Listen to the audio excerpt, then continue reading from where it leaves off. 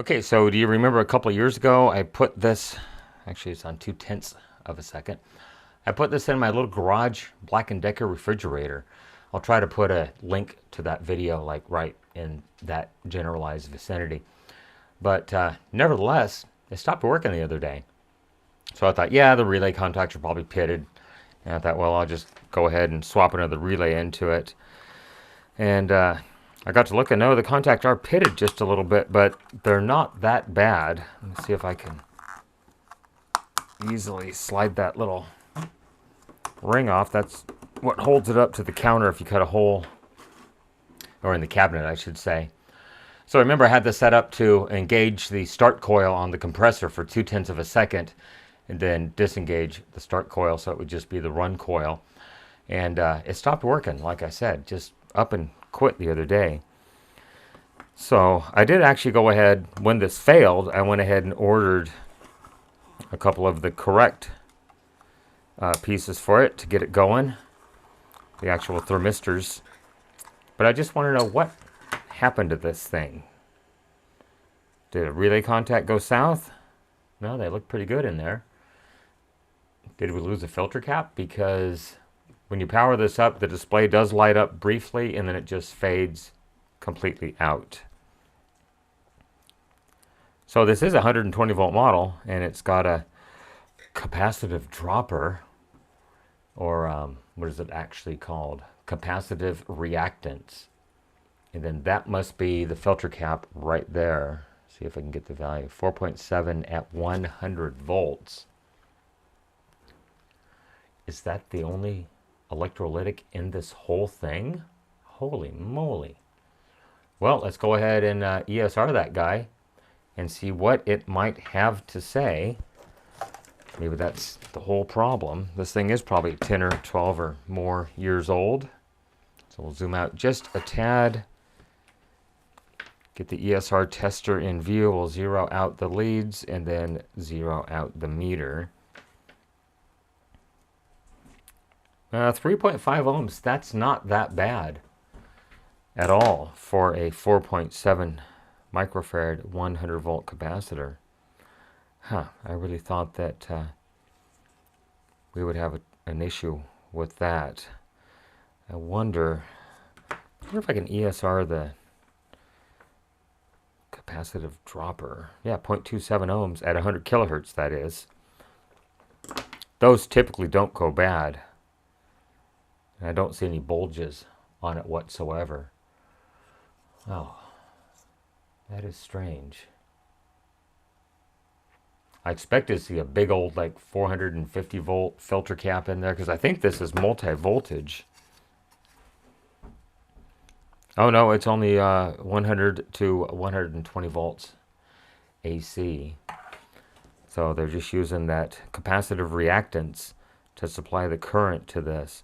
But nevertheless, the contact is pitted just a little bit right there. That's the contact that pulls in the relay, the secondary relay that engages the start coil on the compressor. I wasn't even getting a click. Let's go ahead and I'll get some suicide leads and we'll hook this up and we'll power this thing on and see if we get anything. Let me get it connected. One moment. Okay, suicide leads engaged in between pin 2 and pin 7, which is what the diagram says the source is.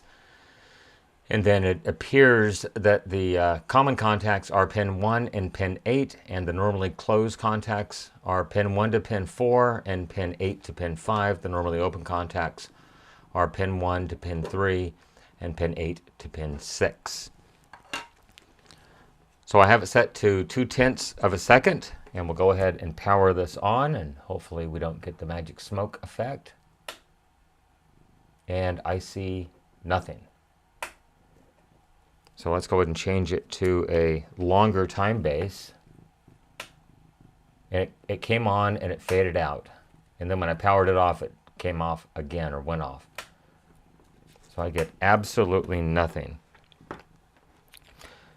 So I think what I need to do is possibly remove the cat from the workbench and get a voltmeter and do some quick measurements on this. Yeah, okay, just lay there. That's fine. Okay, one moment. Okay, so I do have power applied. Let's go ahead and shim that meter up so you can see it just a little bit better. We'll go ahead and measure the voltage across that capacitor. We'll put it on the DC range, and we'll just see what we get here. Now I've got 42 volts. How much ripple do we have? And wow, 7 volts of ripple? That is certainly quite a bit. So it looks like this is where the AC goes in. I've got 17 volts there. And then it looks like these would be the outputs. 7.8 volts. What are they doing? Because I have... Oh, sorry, I was on the wrong scale. Yeah, 42 volts there. And 42 volts there. So that is what's going on. Those are the 4 diodes that make up the bridge rectifier right there. Well, let me find another cap and just throw it in there and see if it makes any kind of a difference whatsoever. One moment. So I do have it unplugged and disconnected, but I thought I'd read the value of that capacitor. Maybe, there we go. Oh, it does not know what it is. Let's make sure that we show a short here.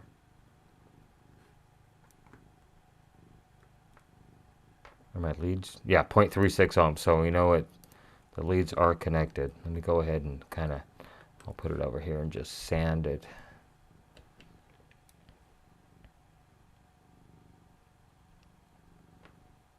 No, it's got to be making connection. Taking a long time to test it.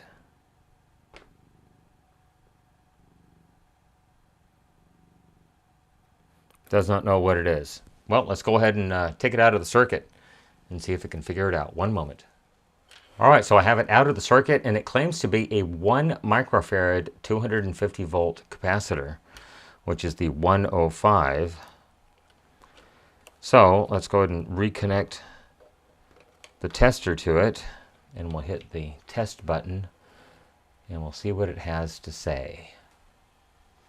Well, it does read about 100 or 1 microfarad. ESR 0.48 ohms and 0.969 microfarad. So that is perfectly fine. That's weird that it wouldn't read it in circuit. I wonder what was going on there. Might be a resistor across it or something. Oh, shoot. Anyhow, I'll throw it back in there. And then I guess I'll just throw a new cap in there and see if it makes any kind of a difference. I don't think that it will. Might be a failure.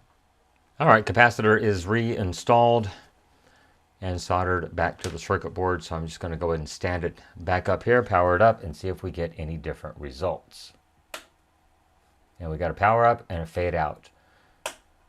And then upon power off, we get another power blip.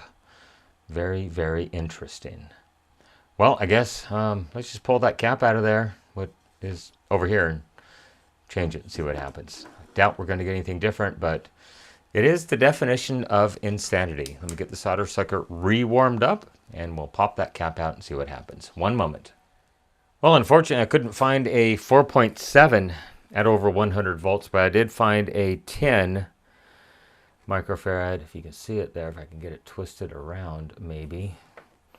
What is the problem here? 10 at 250 to put in there. So just looking to see what orientation it is. The negative is marked correctly on the circuit board.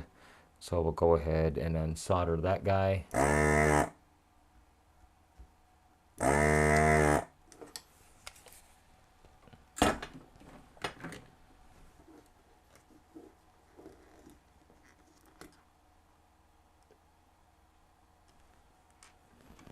And we'll pop in this 10 at 250. I have low expectations on this guy, but you never know.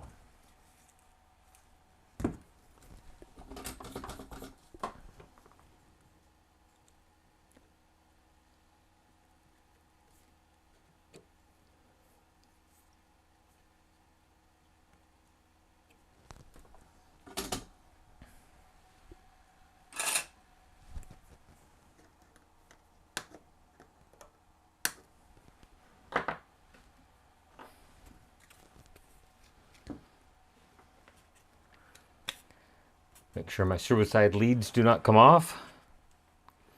And we shall power this on. Hopefully you can see it there. I can keep it centered while I reach over here. There's a cat under my foot. And it does the exact same thing. Well, I'm going to say that's probably not it. So I'm questioning these resistors right there and right there, R506 and R505 it looks like. And there are the diodes, a metal oxide varistor buried down in there, 10K271U ZNR. And then what are these R503 and R502 that are in series? What are they doing? Well, I guess we can just check the values. Yeah, because that is a 48 volt relay on there. Then this is the power supply coming off the board as it feeds into here and goes, it looks like almost right, possibly into a little regulator IC right there, which of course I cannot see the value of. Oh, it's just a transistor, a C2240 it looks like. Well, let's go ahead and check the value of these resistors on this board before we go any farther. Let me zoom out and we'll be back. One moment. So I'm trying to see what the values on these resistors might be. And oops, a little too far. Unenhance. Unenhance. Come on, baby. There we go. It looks like these might be 120 ohm resistors. And then that looks like it's a is it 160K? Wait, 16K. Okay. 120 ohms and 16K. So we shall zoom out enough where you can see the meter. It's on the ohms. It's in the unlimited auto ranging mode. So we've got 121 ohms there. And this other resistor is 123 ohms. So that is perfectly fine. Now these are the, what I say, the 16K, 17K, close enough. And 17.7K. So those are perfectly fine. Well, short of pulling this whole thing apart and unsoldering the stupid little flex cable that connects the front panel to the main board right there, I think I'm just going to call it and just chuck this thing. Could it have a bad relay contact? Possibly. Let's just measure the ohms of the relay coil. I'm going to get 4.3K ohms. Does it change? We'll put it on voltage. Sorry if you couldn't see that. We'll put it on the 60 volt scale. I'm going to power this on. And we get 2.6 volts. And that is it. And I have the time set for 2 seconds. Let's just give it 2 seconds. Why not? I don't think the processor is processing, but okay. Okay, leads are on, reaching over, power on. One, oh, doggone it. And no, we're not processing. Something else is going on in this thing. So, I want to try one more thing. So I went ahead and I resoldered these 3 connections and these 3 connections, as well as the oscillator, the ceramic oscillator that lives right there. I cannot see the value on it. And then I went ahead and just touched up these 3 connections and those 3 connections down there. Let's see if we get different results. That is the definition of insanity. Here we go, power on. That's what it is supposed to do. Power off, power on. And I'm going to say that's good. Let's move this down to 0.2 of a second. See if we can hear the click. And yes, I do hear the click.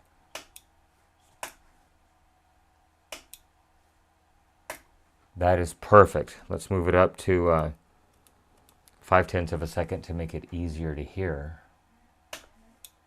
So it's 0.5 of a second. On, click. It's working perfectly. It just had a bad solder connection.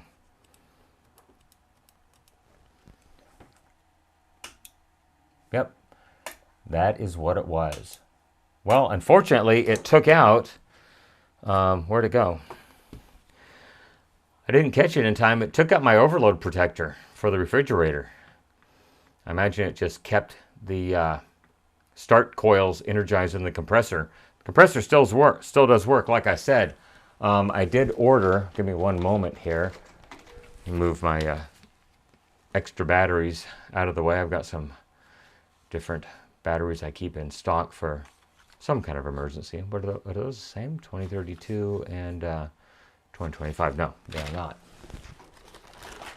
So when this thing failed, I did go ahead and order a couple of extra refrigerator thermistors. I believe these are the 4.7 ohm jobbies here. Yeah, 4.7. But in my error, that one's got all kinds of different stuff written on it. Why? Interesting. But in my error, I did not order an extra thermal overload. So those are on order. I did put a small fuse in series so the refrigerator would keep running. And then once these things arrive, we'll just go ahead and put it back together as stock. Who would have thought a bad solder connection could have kept this stupid little Omron timer from actually timing? Okay, we're going to end it at that point. Just some bad solder connections. All right, everyone, thanks for watching. Have a great day. Bye-bye. So if anybody has any ideas on the Omron H3CA, I probably have another one or two of these floating around here somewhere. I'll just grab another one and keep it on standby, as the case may be. Okay, well, I'm going to leave it at that. I'm not going to go any farther on this thing. Everybody, thanks for watching, and certainly hope everyone has a great day. Bye-bye.